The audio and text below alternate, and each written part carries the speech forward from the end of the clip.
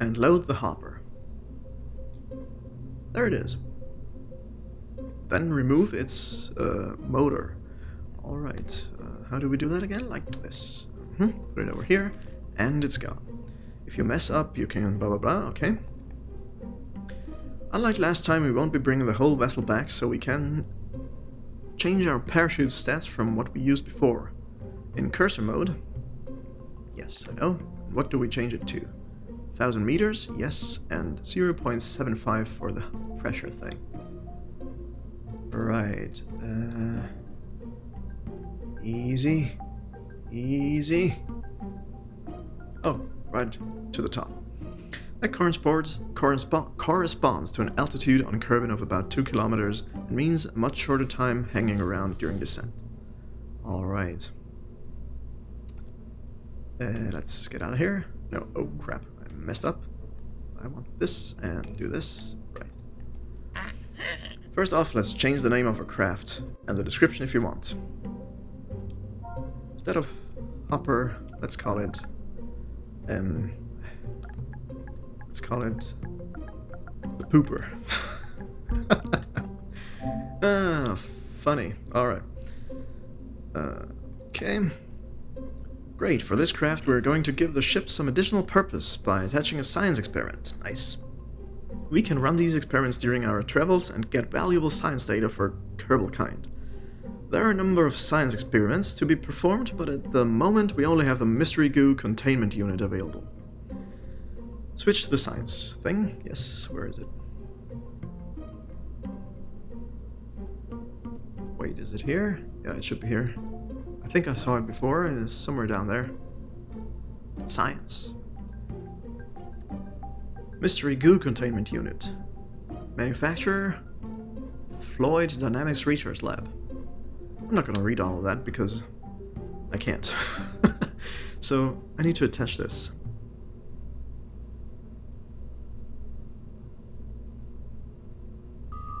Okay, I can't just put it somewhere on there, I guess. Let's talk to this guy first. When you pick up the part, you'll see that it's designed to attach to the sides of the parts, of other parts. Radially, okay? Good. One way to solve this. Craft will be unbalanced. Alright. Where do I see that? One way to solve this is to add an extra goo container on the opposite side of the rockets so they balance out. Luckily we have a symmetry tool to help here. Where is this? I don't see that anywhere on the interface. Oh, I think it's all the way to the lower left. Alright. So, are there some sort of snapping points? Or do I have to be really precise with this placement? Let's place it here. Okay, that's one of them. And the other one, well, that's the hatch. That's not a good place to put it at. Let's do it here then. Okay, pick this up.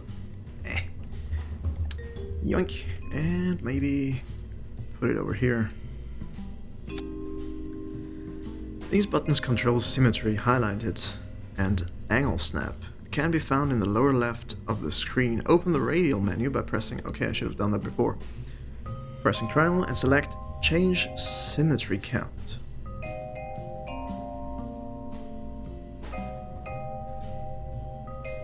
Okay. Set this to radial 2. Ah, okay, I should have done that before. Right, so let's... You know what, let's get rid of those things. If I could get the cursor back, yes. Yeah, where's the science? It's right there. So now I should be getting 2 right away. Ah, crap. Okay. Bear with me, folks.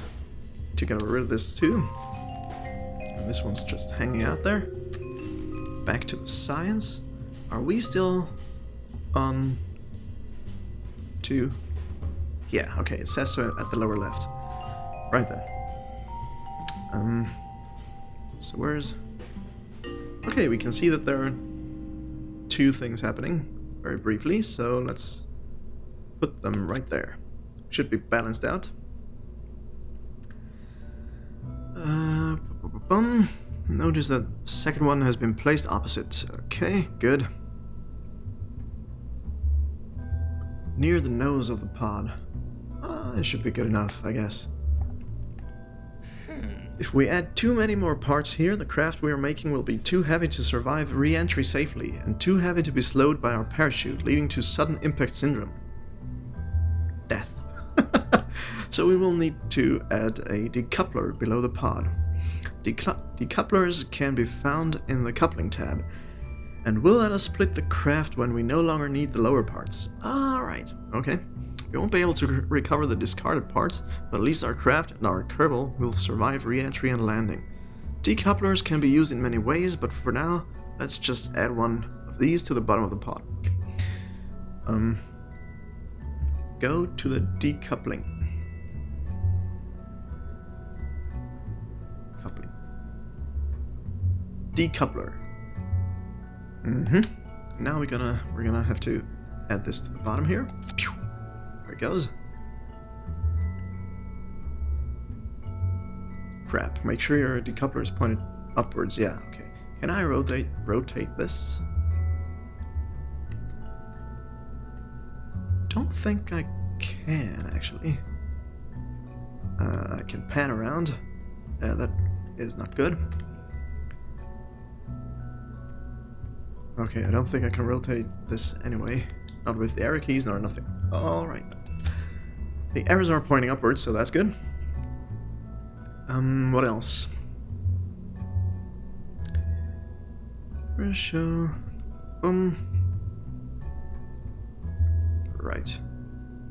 Good. Let's move on. Well done. You'll recall, I hope, that in the previous tutorial we had to adjust the staging stack when we added the engine to our earlier rocket. Yes. When you add a decoupler, the extra stage is automatically added. Right. So that any new parts below the decoupler won't be staged at the same time as those above it. You can of course still move this all around, but hopefully this will save you some time as you go. If you ever want to return to this default staging setup, press the reset button at the bottom of the staging stack. Reset. Where is it? Oh, it's this one. Okay. Good. This time we're going to use a liquid propellant rocket engine. The engines are up there. Well, that's not it. There it is. Liquid fuel engine. Manufacturer, Jedediah's junkyard. How nice. Unlike solid rocket motors, these engines don't carry their own propellants with them, so we need to add some fuel tanks.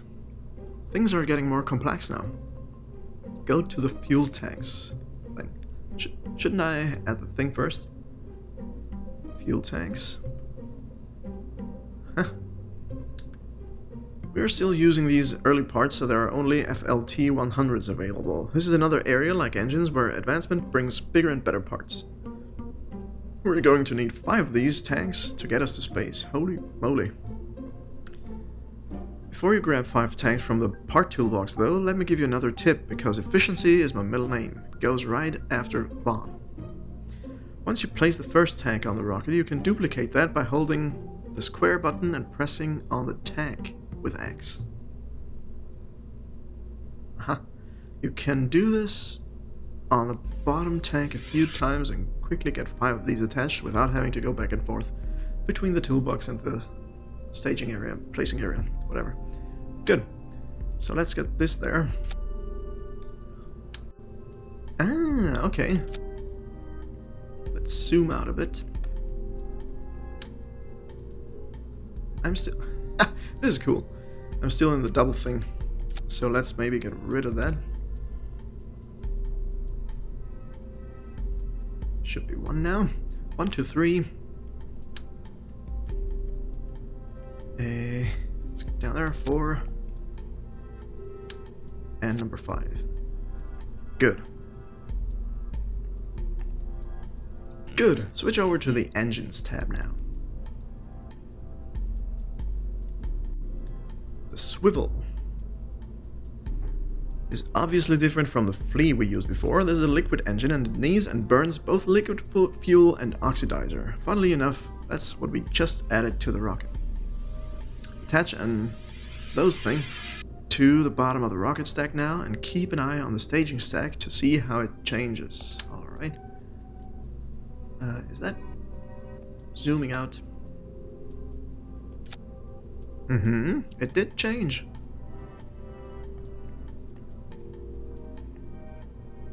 What next? We're almost there and you're doing fine. Maybe not as speedily as someone of my caliber though. Obviously, dude. The last thing we're going to need to do is to give this rocket a little better stability so it keeps going the way we want it to go. We'll achieve this by adding some fins near the bottom of the rocket. Fins can be found in the aerodynamics tab. I have a feeling we're gonna have to do this again. And maybe add 3 fins. Ah, he wants 4. Okay, let's do 4 then. Aerodynamics. There we are. At the bottom of the rocket.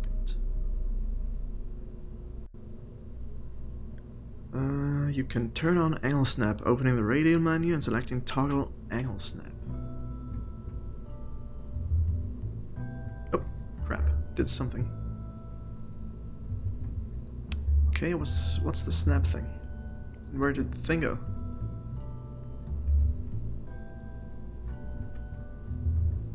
Where is it? Am I not in aerodynamics? Obviously not. No. There it is. Okay.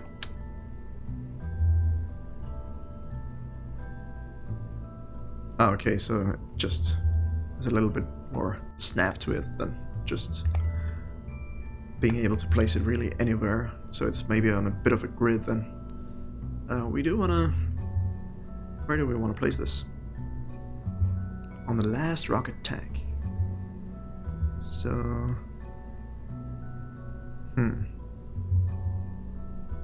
I guess this would be it, right?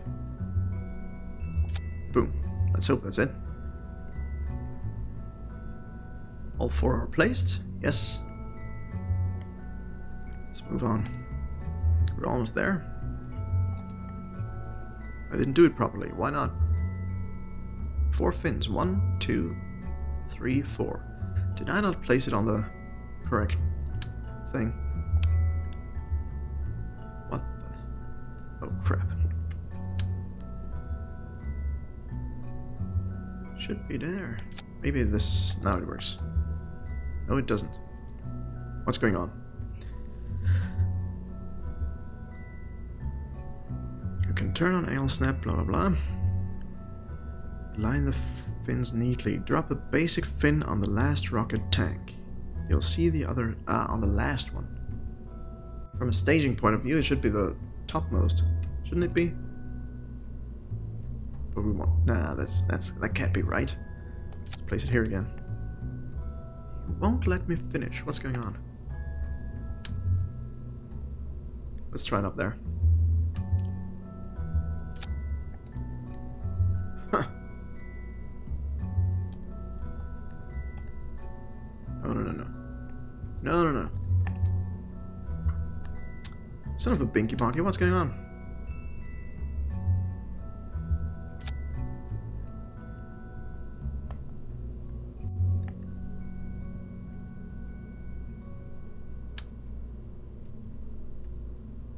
Should be it.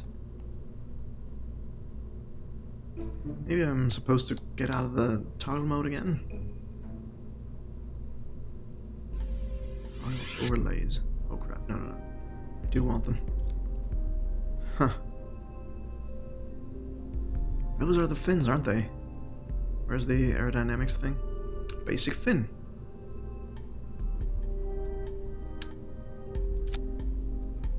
That doesn't look right. Let's try it this way. No. Won't go for that.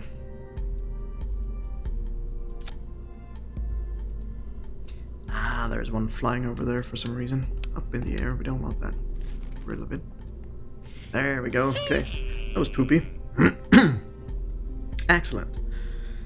We've now got a rocket that will let us reach for the stars. Admittedly, I did say reach for, as this is a basic rocket which can't achieve orbit.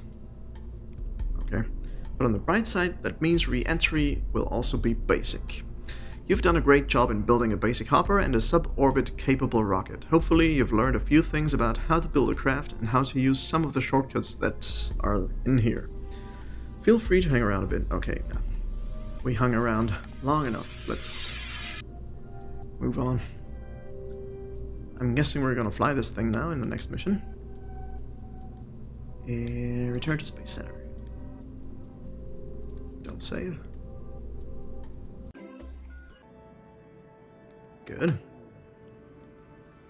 Suborbital flight. Let's light this candle.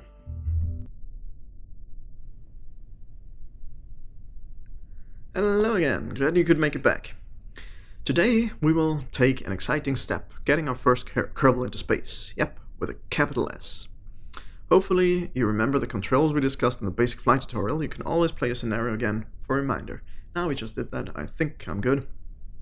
Your mission today is to make a short suborbital, less than orbital flight out over the water to the east. It's a nice arcing path that ensures a gentle, survivable re-entry. Straight up, then straight down is not so good for survival.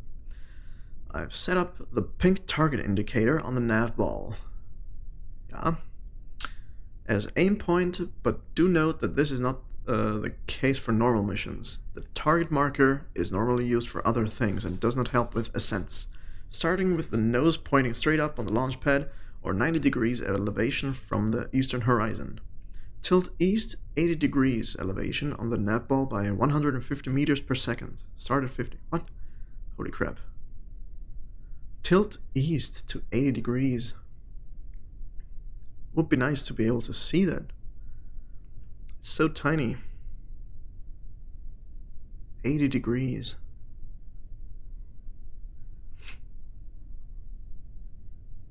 Okay, tilt east 70 degrees on the nav ball by 400 meters per second. After a burnout, coast up into space and have a look around. Prepare for re-entry, lastly, re-enter and land safely. Once we reach burnout, we'll have a bit more time to discuss some other things. Do I need to remember this, or is it gonna take me through this step by step? Right. Tilt east, 80 degrees. Where's east on this thing?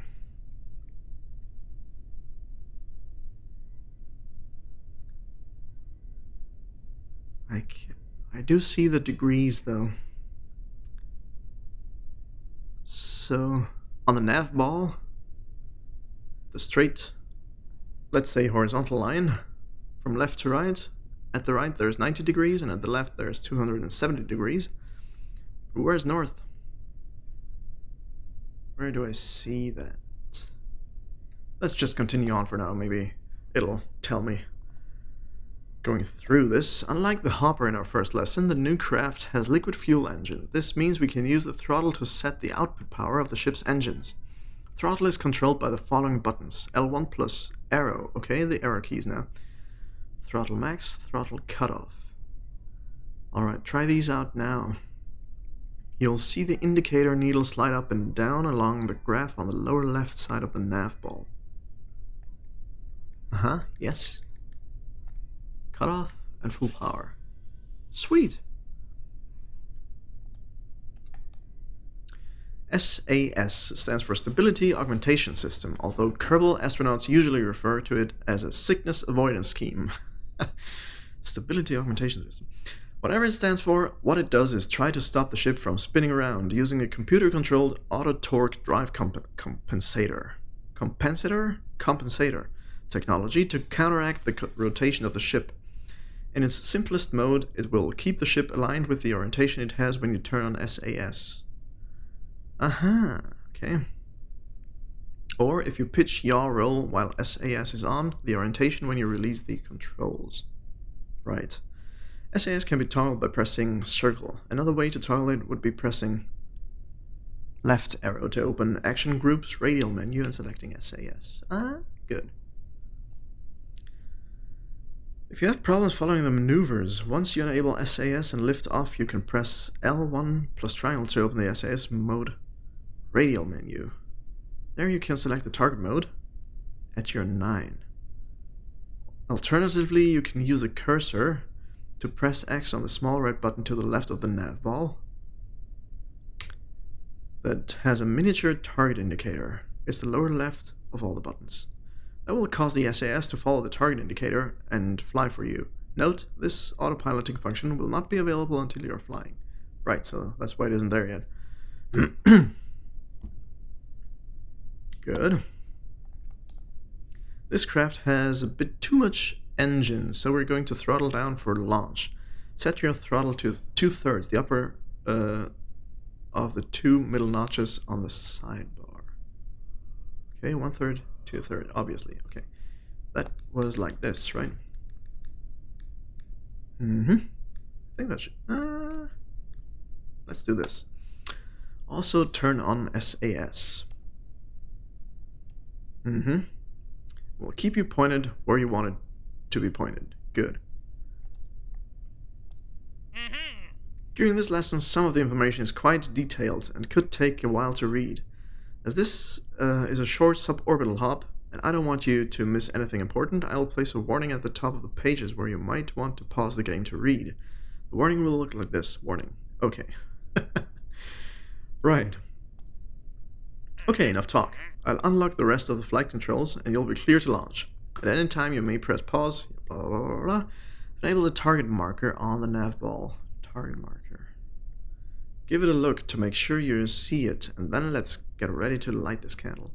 So the target marker, I think he said, was the purple thing. We have this yellow V-shaped item, and below it is the purple circle or whatever. So that should be the marker. Double check your throttle is set to 2/3, yes, and SAS is enabled with circle. Then hit X when you're ready to launch. Remember to start turning at 50 ms. What's turning? Okay, right. We're just gonna try. What was yaw again? This is yaw. This is roll. And pitch. I think he means pitch. It's up and down. Okay. Good. Let's go for launch. 3, 2, 1. At 50 meters per second, we wanna... Is this what I wanted to do?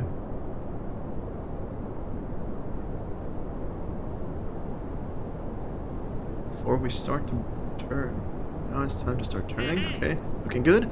Now let's turn a little more. We're aiming to get 70 degrees. Ah, okay, so those are the degrees, right? Aren't they? No, this must be. Excellent work. I don't know how I did that. We've got the rocket just where it needs to be in order to reach space. You should be able to let SAS keep the craft steady for a while as we accelerate further. Now go ahead and throttle up to full power. Right? You're really cooking along now. Oops, looks like you're not going to clear the atmosphere. Revert flight. Okay. Revert to launch. 7 minutes ago. Do I have to read all that again? We're just gonna... Hello again. We're gonna go through that. Yeah, we wanna get this to 2/3. Maybe I was too shallow.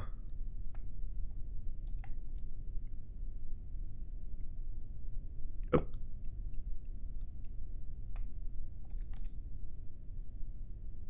I am at 2/3, you idiot.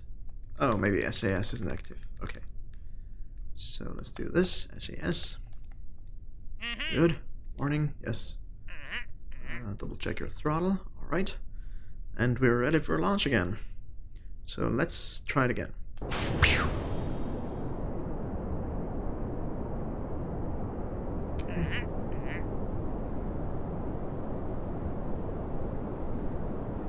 80 degrees. It's right there. Isn't it? 70 degrees pitch line. Where is it?